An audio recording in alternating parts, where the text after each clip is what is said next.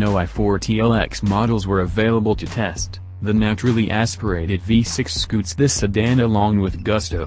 If you want to roll your own gears, you'll have to look elsewhere. The V6 comes with a 9-speed automatic, and the i4 is mated to an 8-speed dual clutch. While using the paddles isn't as fun as throwing a stick around, they are a good stopgap.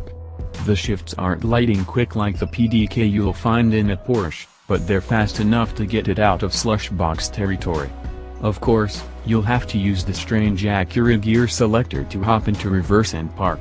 Unlike your average T-handle in the center console, Acura's calling card is a push-button gear selector, with a slide to engage reverse. You'll get used to it with time, but you might struggle in your first few hours.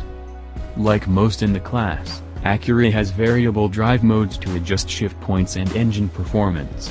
These modes include Economy, Comfort, Sport and Sport Plus. Obviously, Sport and Sport Plus delay the shifts and make the engine more apt to wind out for spirited driving. While that's all good, the real perk is in the steering.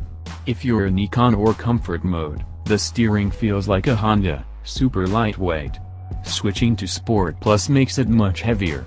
The added weight helps make inputs more precise but doesn't help with the numb feeling you get from electrically boosted steering.